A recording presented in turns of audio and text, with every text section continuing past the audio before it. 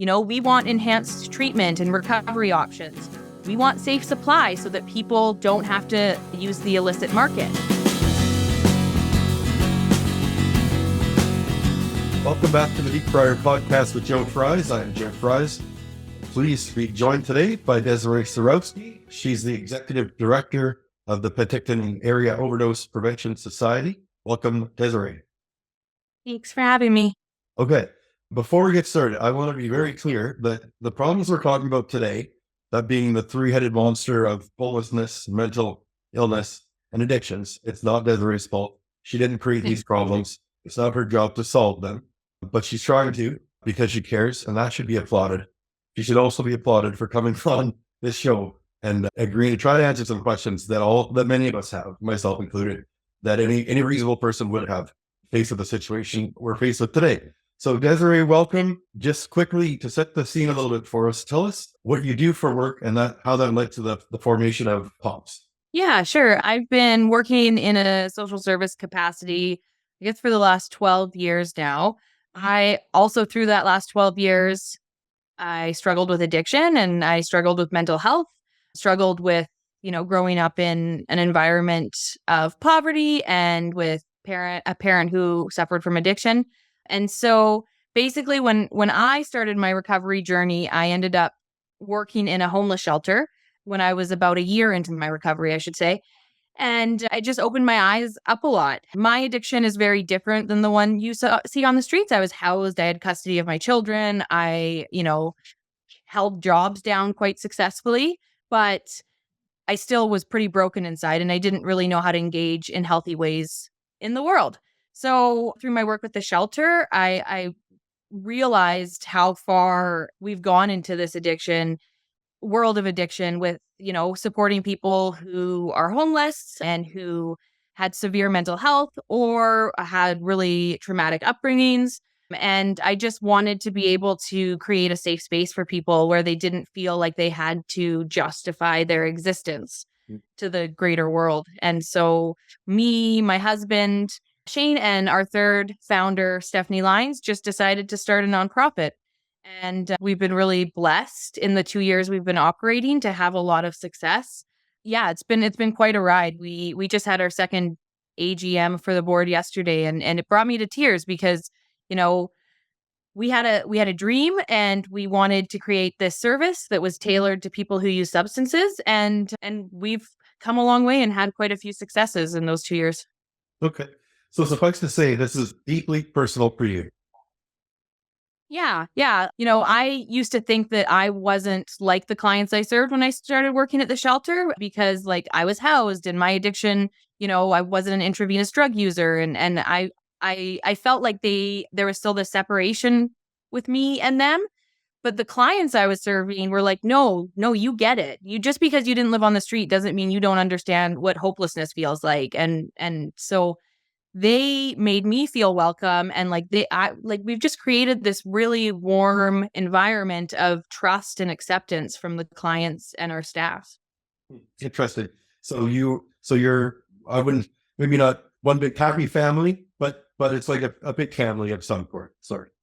Yeah, it's a community for sure. I know we've been really successful because we're a peer-based organization, meaning that from our board level down, there's always has to be a majority people with lived and living experience. So 60% of our board is mandated to have lived and living experience. And, we had an opportunity to pay staff this winter, and 75% of our staff are lived and living experience. I know you're helping them get back into real jobs. Yeah. I mean, for some of our staff, it's really casual and it's them working for 4 hours in certain capacities, especially our staff members who are still currently using substances to maintain. But a lot of our staff who come from the history or in recovery, this is the path they want to take and they want to grow and they want to, I've been doing, because we're temporary right now, the winter shelter contract is done, but, I can give references and they can go get jobs at other organizations that are a little bit more established and permanent than ours. Okay. I want to get back to the winter shelter, but first of all, P+OPS, the first I ever heard of P+OPS was maybe last winter when he started out with a bus going around the community, and that kind of got people's attention. That was the first real big project for POPs, correct? Yeah, the goal when we started was to have a public overdose prevention site. So a place where people could come in and use their substances under supervision. We just bought a bus and ripped out all the seats in this bus and got 2 stations set up, and we were sanctioned by Interior Health. We operated for a month illegally, and then we were sanctioned by Interior Health, meaning like what we're doing isn't illegal. The people who participate in the services can't be charged for what they're doing on the bus. And I know now with the new decrim laws, that's changed a little bit. But when we first started, it was still illegal to carry substances on you. But our bus was a safe haven where people could come in and use substances without fear of criminalization. And so we operated that starting in June of 2021. We operated quite hush-hush at the beginning. It wasn't until last year that we actually started having a social media presence because it is a controversial thing. But since we've been a little bit more open about our services, we've gotten a huge ton of support from a lot of people in the community. The first year we operated, it was all donation-based and volunteer-based. And then last year we got a little bit of funding, and then but it was still volunteer-based. It wasn't until we got the shelter contract that we actually had paid positions for everybody. Okay. Is the bus still on the road? It is, yeah. It still goes out. We're amping up our service. We got a little bit of funding this year, so we can operate 4 nights a week instead of just the 2 we were. And eventually we'd like to operate 7 days a week. But I mean, just stepping stones right now, and we're slowly growing. So that bus will go out for 4 hours. How many hours per night will it go out? Does it follow a route, or what does it do? It kind of follows a route, because we serve primarily displaced individuals. We know kind of where people are hanging out at any given time, but sometimes those spots change and we have to hunt people down a little bit more because, people get moved along and that sort of thing. But for the most part, we have a typical loop. We go around through Midtown, then downtown, and then we hit kind of the south end of town, which isn't such a hot spot, but mostly Central and South Penticton. And we'll go out for anywhere from 4 to 6 hours, depending on how busy we are. We try and also operate on Income Assistance Day when people get money, because that usually sees a spike in overdose responses from first responders. So, okay, and it's not just people can use on the bus. You also have things to give them, and you can refer them to services, things like that. yeah. So we always have coffee and drinks, and we have like a food program now where they get bagged lunches and stuff like that too. We've had donations of like warm winter clothing and things like that. We also just hand out harm reduction supplies to some people. We hand out a ton of naloxone. I think last year, I was just doing up our stats, like 1,700 kits of naloxone we handed out for people. Yeah, and we do referrals. All the staff is trained to know what agencies would be appropriate for what an individual's needs are. We don't push services on people necessarily because we like to meet them where they're at. But if they ever say, like, I need help with housing, or I need help with detox, I need help with this, we can always send them in the right direction. And some of my volunteers have even met up with them the next day and taken them to appointments just to make sure that they are getting access to the services they need. Take us inside that bus with you for a minute. I mean, I think about trying to strike up a conversation with someone who's either waiting to use or has just used and is being monitored. I mean, I would say, hey, how's your day going? But that would seem a little facetious to someone who's, probably unhoused and using drugs on a bus. What do you talk about? How do you strike up a conversation? What's the mood like in there? It's always a good mood. I mean, for the most part, because there is beef on the streets with some participants with each other and stuff like that, but people know that when you're on the bus, your shit stays outside. It's a place for us to be connecting with people. And some people come on and they're having a real crappy day, and a staff will just sit beside them and listen. And then some days we're laughing and joking and teasing each other, and so all in all, it's just a really positive environment. People can come on happy, sad, angry, and they know that they're going to get heard and they're going to be listened to, and they're not going to be judged for those things. Okay. Now let's skip ahead. You just mentioned before the winter shelter. So this was kind of POPS's second big project, right? Was the winter shelter? Yeah. Okay. So tell us how that kind of fell together. Well, we came in kind of at the 11th hour. Basically, conversations for winter shelter typically start in spring. We didn't start joining the conversation until about end of September.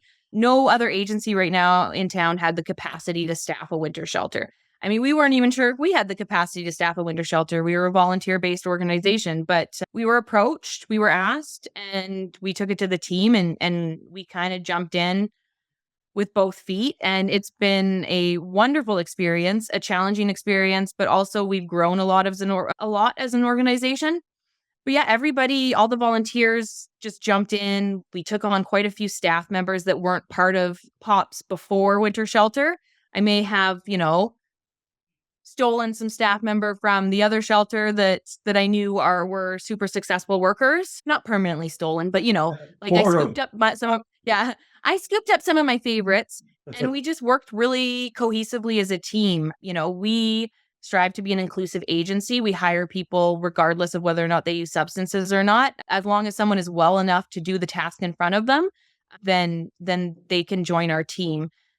And I think that's what made the winter shelter as successful as it was, is because the people we serve know the people that were working there through when they were living on the street or when they were, like struggling together. And there was a respect level there that I think when you think of other organizations that have like that kind of separation, like you only hire people who maybe don't have lived in living experience, there's like a separation and there's this authority piece. And honestly, like when the shelter was open, everyone was laughing and having fun and we did our best to meet their needs. I mean, EWR winter shelters, where it's just the pop-up shelters, aren't conducive to like seeing people down a path to wellness. You're there to put a roof over their head and feed them and keep them warm.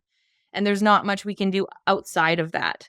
So we're hoping that next year we'll have a permanent 4-month-long contract where we can, really support people and get them where they need to go instead of just dealing with those 3 basic needs, right? Off the top of your head, approximately how many nights your shelter ran this winter?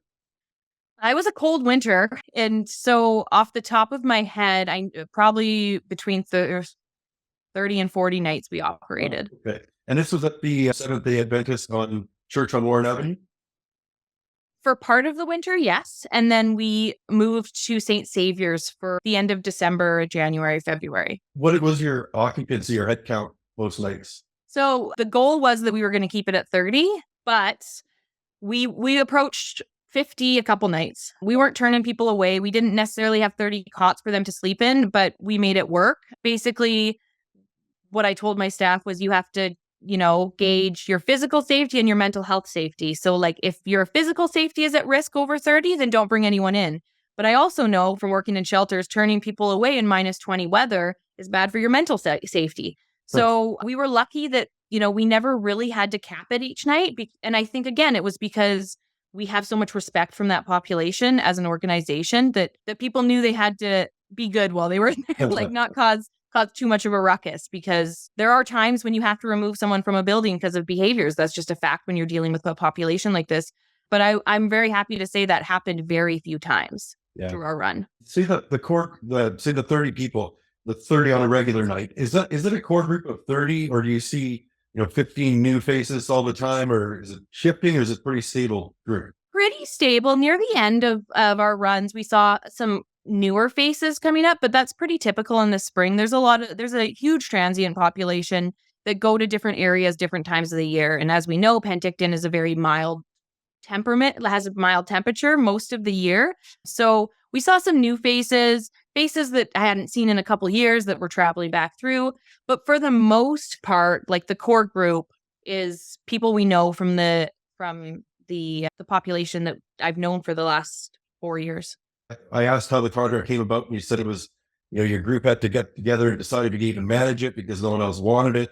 And so it got me thinking about how precarious this is. Why is it so precarious? I suppose to a certain extent we live in a nanny state and we expect the government to take care of these things, but the government does not. The government helps fund it, but why is it? Why doesn't it seem to be falling down on this? Why is it your group doing this? Well, I mean, right now, I think all kind of industries are feeling like a staffing crunch, right? Like a lot of agencies are understaffed. Social services primarily is a very challenging job, and you get burnout quite quickly. So from that end, it makes a lot of sense. I know in our community, Penticton, people are a little shy over winter shelters because of some of the political stuff that happened when Victory stayed open past its welcome date. And so that was the biggest challenge, was finding somewhere to operate. Staffing model aside, even when we stepped in, we had a hard time securing a location. Seventh-day Adventist Church was the first one to step in, and they were great. They were very accommodating for us. Because we're Penticton Area Overdose Prevention Society, we would only operate a shelter if we had an overdose prevention site on property. We used our bus outside and we had a tent outside. Unfortunately, Seventh-day Adventist wasn't keen on that. Not necessarily the local congregation, but some of, the aboves. That was what they had an issue with, was the overdose prevention sites. And luckily, St. Saviour's, who's very well equipped with this population already, were completely fine with us having our overdose prevention sites present. But guess what I was getting at, though, is groups like yours. I mean, there's just so many things run on volunteers and nonprofit groups, so many sectors. But this one in particular, why is that? Is it because it's kind of evolving right now, or is it just this is the way it's always been done? No, it's not the way it's always been done. I know I can't remember the year, but typically organizations and shelters and people that supported vulnerable populations were more government-run buildings. There was this big switch at one point into funneling those contracts into nonprofit organizations. And that's just how we've been for the last 10, 15 years, maybe even longer, way before my time anyways. I think there's positives to it. We're sanctioned by Interior Health, but we don't necessarily have to follow the Interior Health guidelines that Interior Health would use if they were running an OPS. Because we're a grassroots organization, they give us the trust to kind of run our own thing. So the positive to that is that we aren't a colonial entity that is basically telling people how they should accept services. We tailor our services to people, and we have the flexibility to do that. We have the input of people with lived and living experience to say, we don't need this. This is what we need. The flip side, the big negative to that is that, we're underfunded and, we could be doing a lot more if we had the money to be doing a lot more. And applying for grants, there's a lot of people applying for the same grants, and there's only so much money to go around. And I would say that any agency that deals with vulnerable people, whether it be street entrenched or people with disabilities or women fleeing abuse, they're all going to say that they're underfunded. And so, having said all that, we are happy to kind of fill gaps and we're happy to kind of grow. And I think we've proved our successes enough in this time where now we can get to that next stage where we can apply for those bigger grants and we can expand our services and we can do all those things as a nonprofit. The Deep Fryer podcast is presented by the South Okanagan Events Center right here in Penticton. We have a free pair of tickets to give away for every episode this season. Upcoming events include the Penticton Bees playoff games, Blippi, the Wonderful World Tour on May 19th, TLC and Shaggy Hot Summer Nights Tour on July 15th, Bonnie Raitt with special guests Royal Wood coming September 22nd, and Skid Row and Buck Cherry on October 10th. Check out our socials, Instagram, TikTok, Facebook, and Twitter for details. Or pick up tickets directly at valleyfirsttix.com. Sticking with the bigger picture here, most people have had an aha moment where they've seen something and they've gone, holy shit, what has become of a Penticton? One of mine was, I was walking to work at this Penticton Herald, this downtown, while the old Victory Church was running, and got to work one morning and there were two people huddled against the staff door, smoking crack under a blanket. And I just said, oh, hey guys, I'm just going to sneak by it. You don't have to move. I'm just going to go to work. And that was that. And I walked in, I was like, holy shit. This is so commonplace now that I'm, being polite to these people. But that was my aha, where it's this is the new normal. I talked to a lot of people. One guy told me about seeing some woman pushing a shopping cart down Main Street at 2 a.m. naked or something. And that was his moment where he went, this is reality. So we're all having these moments. I think more people, and I think people are tuning in now to this stuff. Finally, now that people are tuned in, it's they're starting to question, have we gone too far with this stuff? We've tried the harm reduction and we've started to throw money at it, and it's not getting any better. Opioid deaths are still rising. It's not getting better. What do you say to those people? Well, there's a lot to that too. So I was born and raised in Penticton. I love my community. I've been here my whole life and it has changed. And now, we're seeing a lot more visibly homeless and a lot more addiction issues. There's so many layers to this, and it's not a one thing fits all. Like when we talk about, how the rhetoric is that we've tried harm reduction, we've tried this, we've tried that. I would argue that the government has implemented half measures. They've put in enough measures where they get to say, look what we're doing, but they're not going all in to the point where we could see some successes. Overdose rates are still through the roof. And I will be 100% honest, it's not the population I serve that's dying at enormous rates. It's the hidden population. It's the weekend warriors. It's the tradesmen who have done so much damage to their body that they're relying on street level opiates just to get through the day. And those are the people who can't stand up and say, hey, I use drugs. I need support. And so those are the people who are dying privately in their private residences. Though that's the huge population. That and stigma and people not being able to ask for help for fear of losing their job, custody of their kids, going to jail. Those are the people who are dying at alarming rates. The people I serve will gladly jump on my bus and use their substances. And they know that when they come on there, that they're not going to die. So that's the number one thing when people start like having conversations about the government and what the government's doing, like we're going to talk about like the decriminalization law that just happened. Like, let's be honest, cops haven't been busting people for small amounts of drugs in years. Like, there's not really any difference in them proposing this decrim law. It's just on paper now. What happens though is, again, that stigma about like, well, people are still dying and all this stuff is happening and we did this. But decrim is one leg of the chair. It's only one leg. And you can't sit on a chair with one leg. You won't be stable.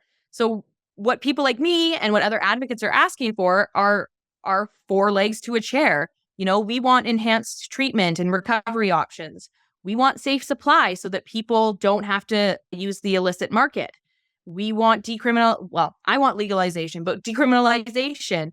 And, and then there's this other leg of the chair, which is like community engagement for me, is like educating people and working together in community-based models so that everyone knows the path we're taking. Everybody's on board with the path we're taking. When we talk about groups like Clean Streets that maybe are kind of wavering towards a vigilante kind of ideal, we want the same things that they want. We want people to be off the streets. We want people housed. We want less crime. We want people to be healthy and well, and we want our communities to be thriving. We both want the same things. Yeah. We're going about it in really different ways. It's the weekend warriors, as you say. The stats come out as overwhelmingly men between the ages of 30 and 59, overwhelmingly inside private residences.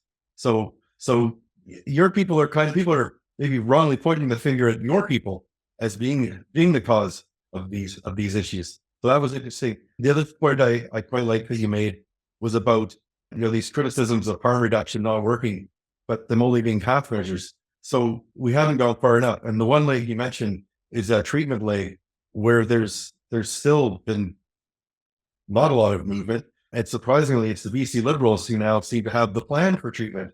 And the BC NDP came out in the budget and didn't have much to compare to. We talked about normalizing things.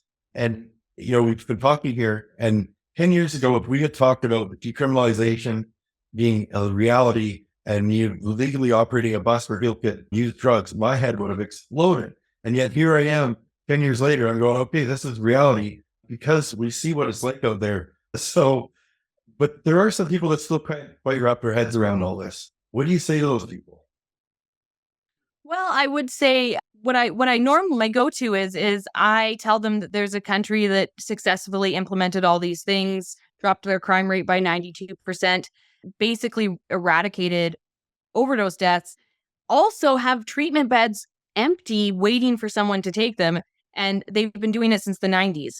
Like you say, 10 years ago, we couldn't fathom all this stuff. But, almost 30 years ago, there was a country who was doing all these things successfully, and that's Switzerland. And they implemented the 4-pillar model that a lot of people talk about. To me, Switzerland is like the top shelf people that we should be trying to strive for. Their model, they have the old prime minister who was the prime minister when they implemented safe supply and all this stuff, lives across the street from one of the clinics that they administer Safe Supply. So what does that tell you? It tells like they have done it successfully and they've done it well and they've been doing it for almost 30 years. And basically you walk into a clinic as a substance user, you can go a couple times a day to get your injection drugs. You inject them right there, Safe Supply. And the minute you ask for treatment when you're in that building, you're in treatment that day. That is what we should strive for. We need to be able to offer people drugs that aren't going to kill them and harm them in other ways. We need to offer them support if they want to continue using substances. And then we have to give them the option to go into treatment if that's what they choose. Personally, I believe recovery is a spectrum, and you don't necessarily have to be abstinent to be in recovery and lead fulfilling, successful lives. For some people, abstinence works and it's fine. But like, what we need to do is just stop telling people this is how you fix yourself and this is the only way you fix yourself, and start thinking about new things, like even the idea of microdosing hallucinogens and stuff like that. People have had huge successes with that. Ketamine success with people who have severe depression, and yet ketamine is still illegal. Like this is a successful substance that has improved people's lives, but we still condemn it, right? So there's so many facets to that, and I can kind of go through down rabbit holes, I guess, a little bit. But if we, and we can talk about prohibition in the 1920s and how people, what happened when prohibition existed. There was an unsafe supply of alcohol. People were dying from the toxic supply, and criminality increased, right? What had happened when they legalized and regulated alcohol? People stopped dying from toxic supply. Crime went down because there wasn't this illicit market, right? So, prohibition didn't stop people from using alcohol. And our current prohibition doesn't stop people from using drugs. And, I think that's something people just, the whole war on drugs and mantra that drugs are bad and evil. It's like, honestly, when I'm dealing with someone who uses, heroin, I'm more comfortable with their behaviors than I am with someone who is intoxicated on alcohol. I can anticipate a heroin user's actions. I can't anticipate, alcohol causes more damage to the body than heroin does. Like we legalize something that is just when you think about it, is actually worse than some of the illicit stuff. I agree with you on alcohol, and there's going to be a show in the future about that. I want to come back to that. So there's almost a sense that this push for prohibition is coming back because you've got politicians like Pierre Poilievre who's going, enough is enough. Stop giving out free drugs. It's like you're making drug users. And so it's kind of like this renewed call for prohibition in a sense. Do you sense that? Yeah, I think, the just say no mantra still exists and is very, very out there and stuff. From a social context, I think we're seeing a lot more people being open to the idea of drugs aren't really that bad. They can, anyone's capable of having an addiction. 10% of people who use alcohol become addicted.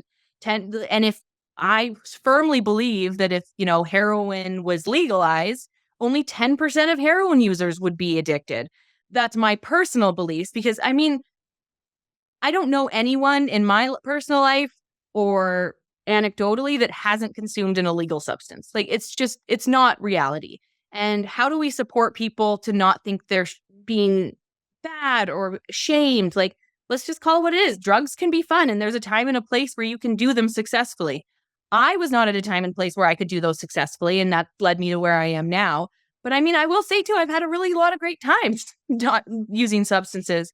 And had I had the supports I needed for my mental health and my social life, and if I had, different things in my life that supported me, would I have led down the path to addiction? Probably not. I firmly believe it was the outside sources that caused my addiction, not the substances that caused my addiction. And this is probably a whole other show, but it's so crystal clear now that underlying almost every addiction is some kind of trauma that people carry around with them, probably from childhood or whatever. And that's where it's coming from. So when you see my view was changed when I read Dr. Matte's In the Hungry Realm of Ghosts. That book changed my view on all this stuff, and I recommend everyone read that book. But that really gets at the heart of it, and trauma, and that's how I started looking. My experience with it was, working at the Herald next door to Victory Church for 2 years and seeing these people every day. And that's what I saw was hungry ghosts walking around lost. And like my heart went out to these people. So like I said before, that changed it for me. Can you put that in perspective? I hear a lot these days about trauma-informed practices and these sorts of things. What is that all about, and how can people perhaps implement those in their own lives? Yeah. So, I mean, when you want to be trauma informed, you can take training about trauma and stuff like that. But basically, a big part is meeting people where they're at, letting them like lead the engagement with you, not forcing things on you. I mean, we live in a country where colonialization really created a lot of trauma for our Indigenous population. And that trauma has compounded and compounded through the generations and stuff like that. So really researching, how to support Indigenous communities or Indigenous wellness, or how to be culturally safe. And then like even we see, I myself has experienced this. I think most women who have an addiction have, come across some sort of sexual assault just because people prey on women who use substances. And so recognizing that, women could have lots of sexual trauma in their life, like even something simple that we do when we're responding to an overdose is they used to do the sternum rub. We don't do that anymore because if they a woman who's experienced sexual trauma, or a man, that's a very private place. And if they wake up to you in that area, it could be very scary and jarring and traumatic for them. So you can always do little adjustments in your life, in your work or your life, that take that kind of lens and like, would this trigger someone? Am I doing something that would make them uncomfortable, or am I forcing my ideals on that person? Am I assuming that person has the same mentality as me, or the same morals, or had the same upbringing as me? I think we as people tend to do that a lot anyways, is like, these are my morals and this is how I was raised. So we see the world that way, and we don't understand that other people have very different views of the world. Yeah. So if I'm walking down the street and I see someone sitting on the street, I tend to say hi now. For a long time though, I was never sure what to do, and I tended to look away and pretend they weren't there. What's an appropriate thing to say to someone sitting on the street if you want to avoid making awkward non-eye contact? What you do? What do you say? How's it going? How's your day been? Hi, do you need anything? What do you say? Yeah. And I mean, any of those things, like even just looking at them and smiling at them, you don't even have to say anything to them really. Like just smiling at them, they might start up a conversation. A lot of people ask for change and do you got extra smoke, anything like that. And I mean, you can just be like, well, I don't, but like, have a nice day, right? Like you don't have to be mean to them because you're turning them down, like I think it's great to hear stories like you shared earlier about like the new me, this is how I approach, and just ask people to, hey, you're in front of my door, not get the F out of my way, you're impeding my work. Like it's just about kindness and just treating people with respect. One of the things I expect of my staff, and this is pretty much the only rule that is not for discussion, is that you treat them the way you want to be treated. Simple. If someone's having a bad day, approach them like you were having a bad day. And how would you want someone to approach you with that way? Like everyone, from the clients to the staff to me to our board members, we are all equal in our society. We do not have levels of authority. We are all equal, and we have to approach ourselves like that. And not saying that we don't have to intervene as a staff member if things are getting out of hand, but there's a way to intervene too, even when things are going sideways, that's respectful and compassionate. And so that's pretty much like from my standpoint, that's all you need to do is just be kind and respectful.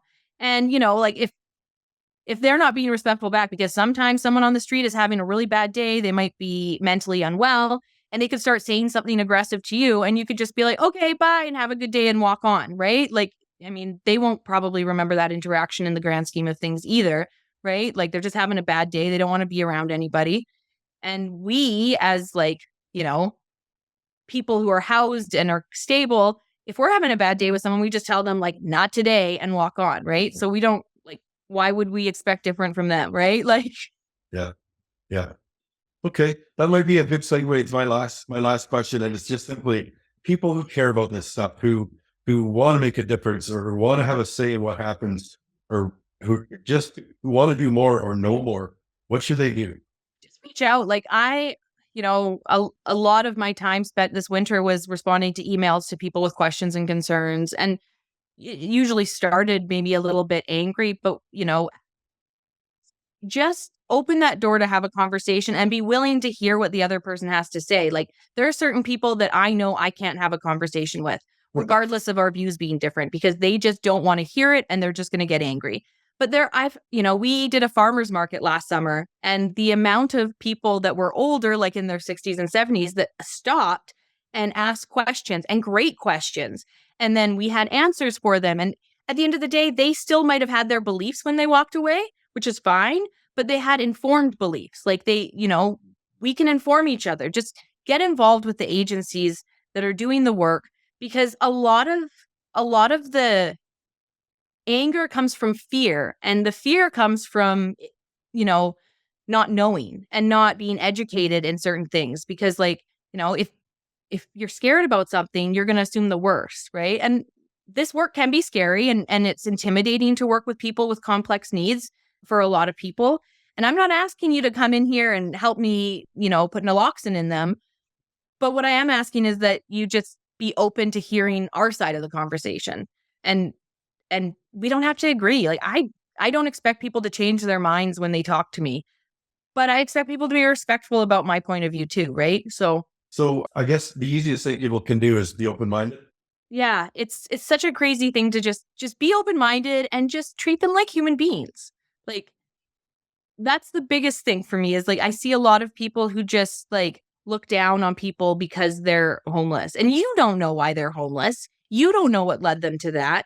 You don't know if they're a foster kid that didn't have a family to take them in when they aged out of foster care, and all they could get was a minimum wage job, which doesn't pay rent. Like, you don't know why that person is unhoused.